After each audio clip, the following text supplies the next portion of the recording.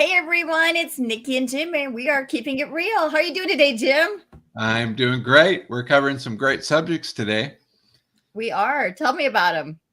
Well, we're going to talk about three different programs, really. A 2-1 buy down, which we'll get into, buying points down and what's the difference, and then down payment assistance program, which really can help you get in with a whole lot less down. So if you're low on cash, but you got great income, great credit, it's a wonderful program. So we'll delve into those with Carrie, who's our professional loan person. So I'll So let you let's take welcome it, Carrie Nikki. on. Yeah, let's welcome Carrie on. Welcome, Carrie. Hi. Hello, good to see you guys.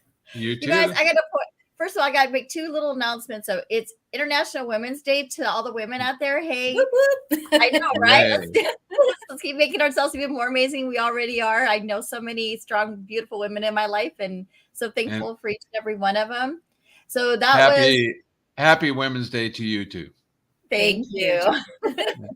And then I also wanted to put up my background. I actually took this picture last night. We had the biggest fullest moon, and this is on Silverdale, or outside on Silverdale. We were having dinner on the water, and it was just so pretty last night. It just took my breath away, and the clouds were all out and stuff like that. So Looks anyway, I just wanted to gorgeous. give a little plug for our area because we Good have some one. interesting days. Yeah. So Carrie, there's been some stuff going on with rates again. Let's go ahead and jump into rates and talk about rates first, and then we'll go into the rest of it. Well, not much has changed. Unfortunately, they had some job report numbers that came in higher than they expected. The market kind of stayed stable during all of that, but we really haven't seen a decrease yet. We're still just keeping our fingers crossed for that May 10th CPI report to come out. So, because that's going to be a good indication of whether or not we're going to see a significant drop in rates in the near future. That's going to be good to know. So May 10th, mark your calendars. Yes. But I've been kind of having different conversations with different brokers too. And, it's like, you probably still don't want to wait. I'm just saying, because spring is usually when it gets busy. And even on a normal year, that's when like people are out and they have to make changes before the school year starts and they're looking for new homes, the weather cooperates.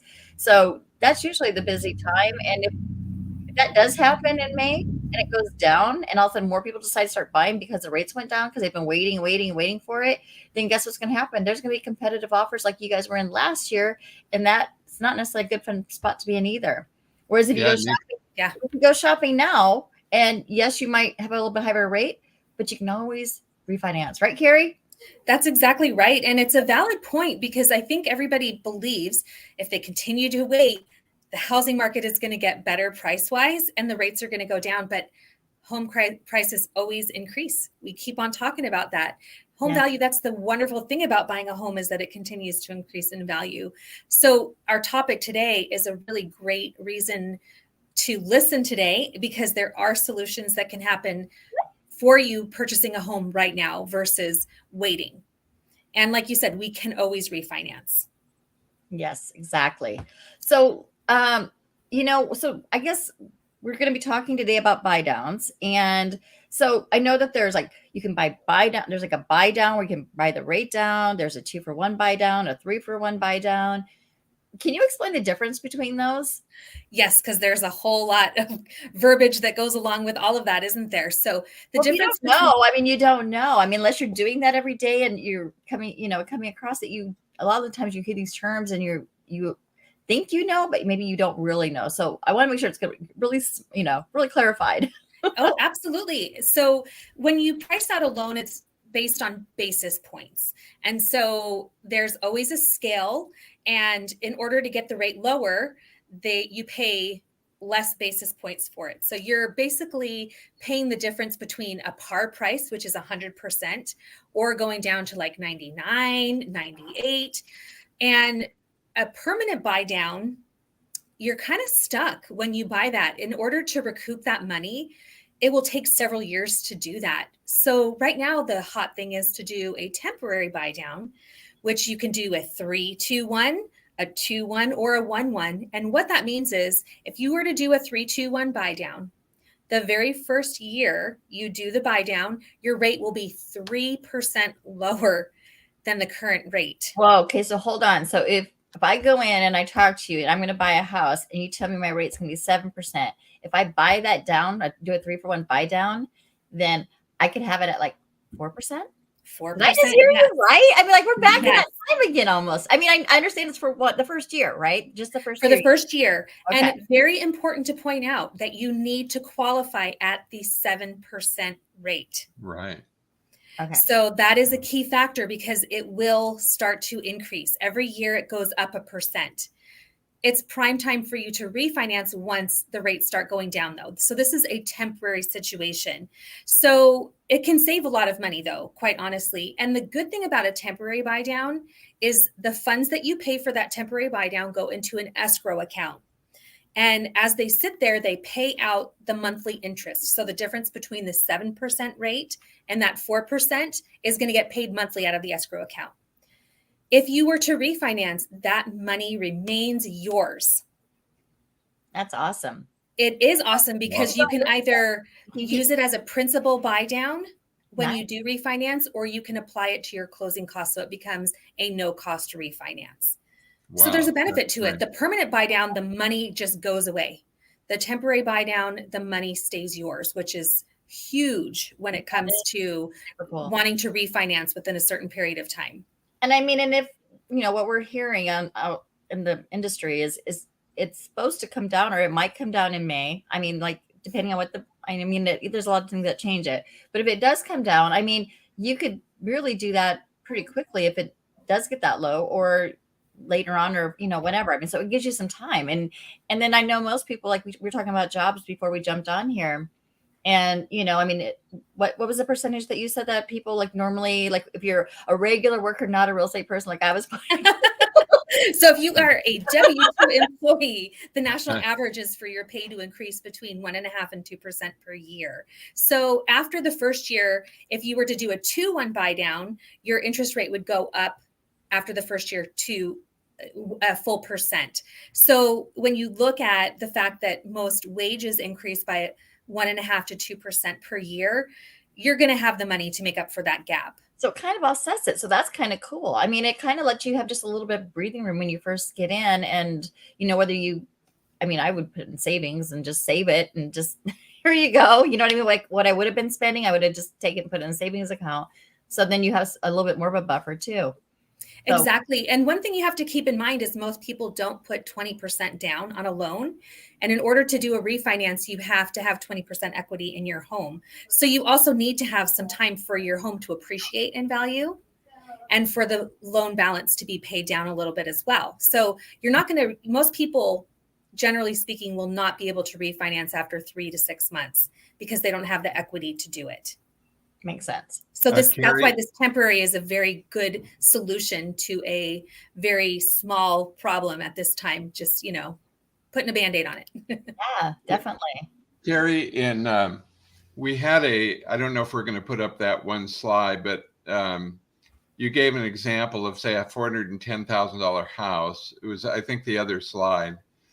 And yes. Yeah, $410,000 house. So in real money, if you did a 2-1 buy down, that first year, you would be paying about $500 less than if it was fully amortized and fixed. That's real significant. It's huge. That's like more than a car payment for most people, $500. And so you can see for the 2-year buy down, the total buy down amount was $89.73. So in that first slide, it talked about the benefits to the sellers and the benefits to the buyers. Yeah, the benefit to the seller. Yeah. So that's a good one to look at because in the market, we were seeing a huge slowdown. So homes were sitting on the market for a longer period of time. And what happens when a home sits for a long period of time?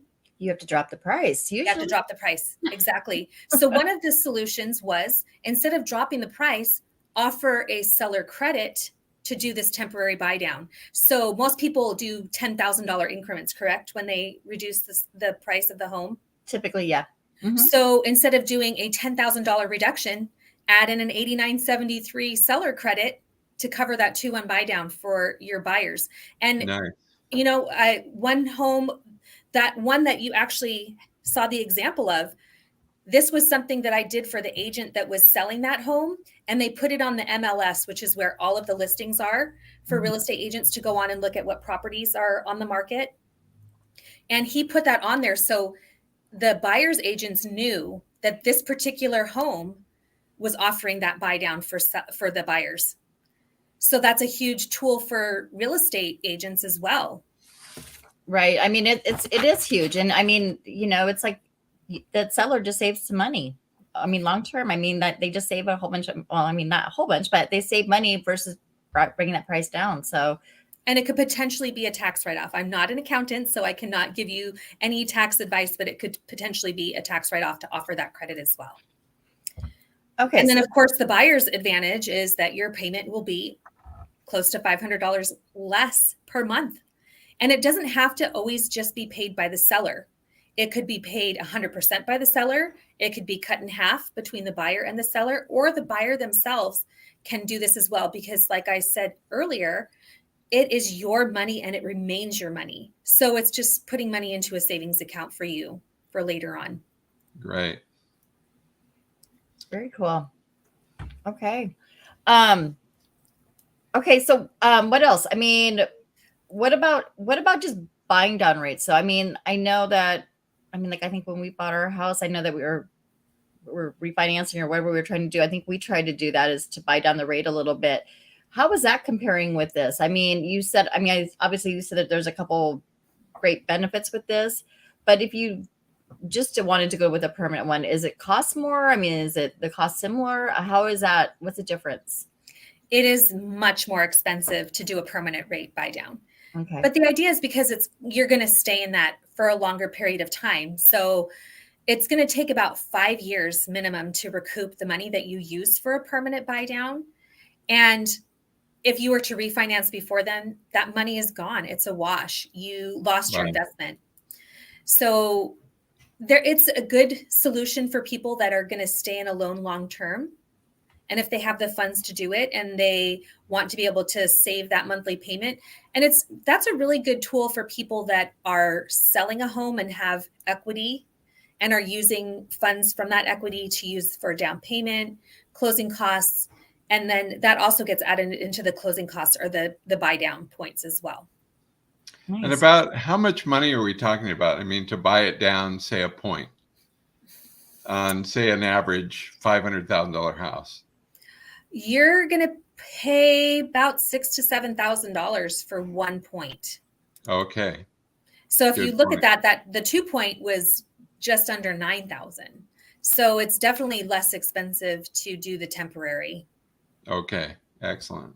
So when would it make sense for somebody? I mean, like if you were, is there time? I guess maybe the question should be: is there a time that it would make sense to do a permanent buy down versus a temporary one? I mean, like, would it depend on how many years you're planning on spending in your house? What kind of factors would that change, or would that make a difference for somebody looking at those two choices? It most definitely would be for somebody who plans to be there for a long time and does not have the intention to refinance before 5 to 6 years. Okay, good to know. Yeah. Okay. And then I know we were talking about some other options again before we came on here, on things that you can do to help with this little bit of an increase. I think we talked about an ARM or adjustable rate, right? There are adjustable rate mortgages, and they're not the same animal that they used to be. So many people are so afraid of them because at one time there were a lot of interest-only ARMs, and they created these huge balloon payments where if you didn't refinance in a timely manner, you were stuck with the huge balloon payment. And that's how a lot of people got foreclosed on. So on a 7-1 ARM or a 5-1 ARM, what that means is that the rate adjusts, but on a 7-1, for the first 7 years, it stays a fixed rate. On a 10-1 ARM, the 10 years, it stays a fixed rate. It's not going to adjust. And so the pricing is much better on those. Okay. Carrie, if you wanted to refinance out of that, say rates went down and you wanted to get into just a good rate 30-year fix, what are the repercussions? Or is there prepayment penalties on those ARMs? There are not prepayment penalties, no. Okay. But with most loans, you want to wait at least 6 months. Otherwise, Okay. As a lender, we're going to be responsible for you refinancing that quickly out of the Right. loan. I gotcha. So, yeah. Okay. All right. Very cool. But yeah, the 10-1 arm and the 7-1 arm are good for people that want the lower rate. And like I said, there's no rush to refinance because that rate is going to remain the same for 7 years or 10 years, given the one that you do. Yeah. So if they're going to be in their home for that long, there's no need to refinance. I mean, Exactly. if they're not going to be in their home that long. Yeah. Good. Okay. Perfect. And then we were also going to talk about down payment assistance a little bit more today. Is that correct? Yeah. So the state of Washington has this great program through Washington State Home and Finance Commission. So wshfc.org. Yep.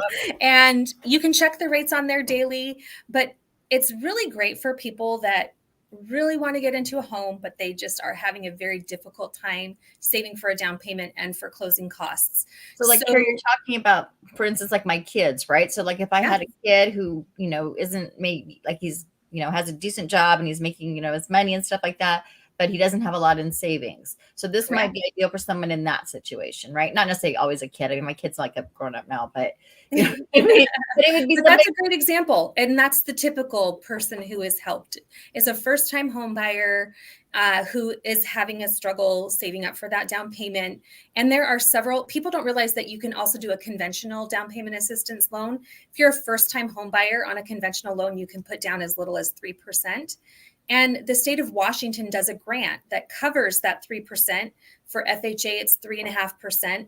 And it's actually a 4% down payment assistance loan.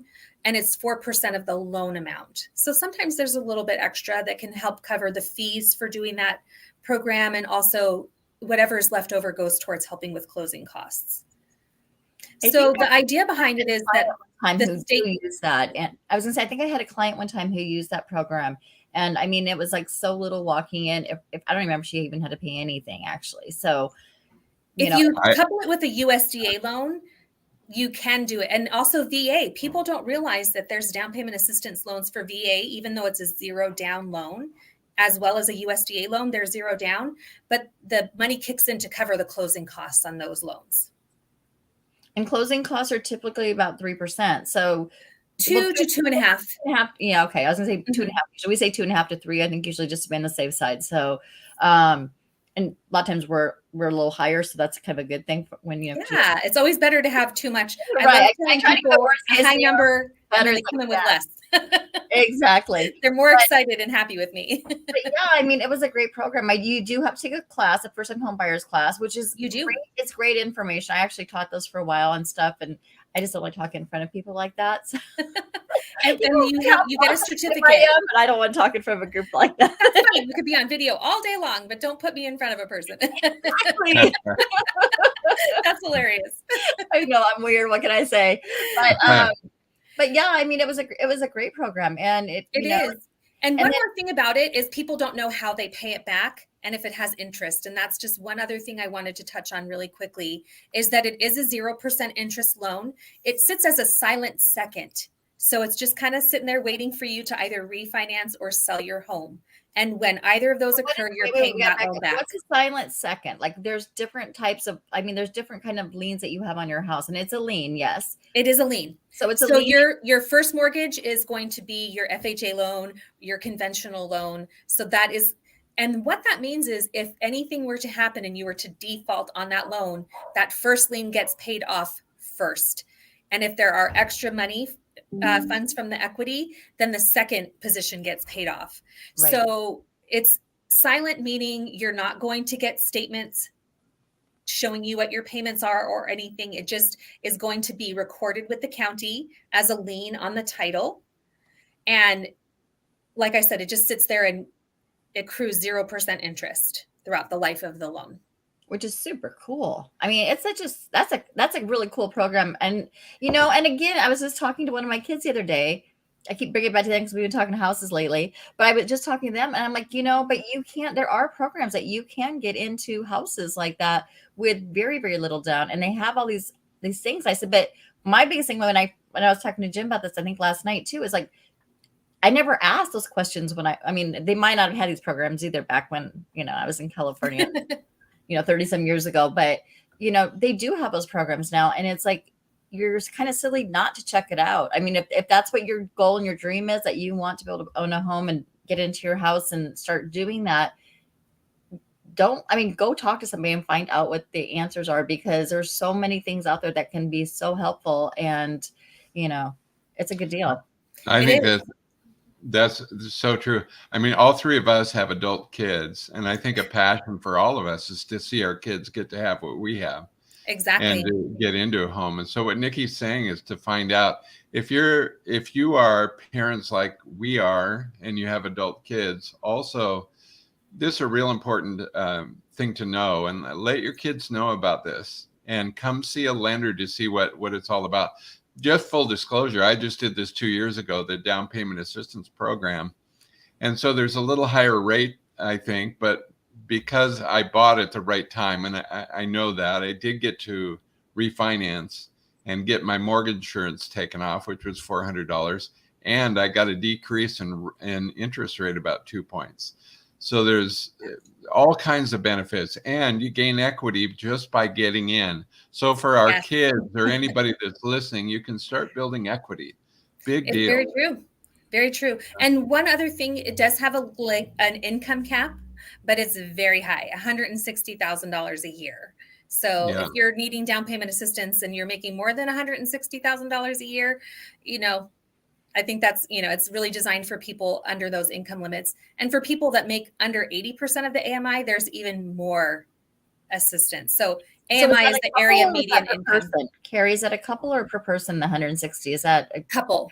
A couple. Okay. Mm-hmm. Yeah. Okay. So is a single then like 80 then?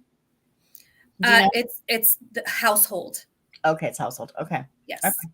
So I mean, if it was just a single person and they were making half of that, right? They would be good. Yeah, because I had a teacher, but she lived over in Seattle. She made $120,000 a year by herself, but in Seattle, making $120,000 couldn't get her much. Right. So and even trying to save in that environment was very difficult for her. So she used the program, and worked out wonderfully for her and her daughter. It's great information. I love this information. Because like most people just don't know. And it's like I said, you have to take that class, but it's very informative, and it's like a day. I mean, it's like it's like 8 hours or 6 hours or something. I want to say, 5 or 6 hours, something like that. So it's like 5 or 6 hours. Or you could do it online. You can either do it in person for free. Yeah, they do have an online, but it costs money to do the online. Unless you do it, during the pandemic, though, they had free classes, like instructors. So just know that myself as a lender, the only way I can originate that loan is to go through classes to do that and understand the program fully. And so because of going through the classes, I'm able to teach the first-time homebuyer classes with the real estate partner. And yeah, exactly. And they were doing them online during the pandemic because, of course, nobody could be in person. Yeah. So anyway, there's options to take the class. So don't let that stop you. And and like at least check it out. And and sometimes it's still not the right time. But then you're talking to a lender, and they can let you know you need to work on this, you need to work on this, and then you can do this. Exactly. So you're going to get information, and information is power. So get out there. Go talk to somebody, and let's get this done. But it's a good time to buy. It really is a good time to buy. So it is. Anyway, that's all I got for everybody today. And that's all I have for everybody. We've covered a lot of ground, and I think it was all really great information. So thanks again for bringing me on, because, I hope everybody can tell our passion for what we do, and how much we really want to help people understand that everything is doable. You just have to have the right information and ask the right questions. And a good team, and we can make it happen. That's right. Yeah, exactly. You guys, thank you for joining us today. It's Niki and Jim, and we are keeping it real. So thank you. And Carrie, we will see you. We're actually going to be moving on to are we doing another episode? I can't remember if we're doing another, like just the freestanding episode, or if we're going to start our seller one next week. We're starting our seller one. Yeah, we're going to be starting the seller one, which will be a great series as well. And we're going to be bringing on all kinds of guest speakers again. Carrie will be joining us again, yes, to come Yes. back and talk about rates and keep us updated on what's going on in the industry as far as the mortgage department. So we'll have everything covered. So check back with us next week at same time, same place, Wednesday at 1:30. Bye, everyone. Bye. Bye-bye. Have a great day.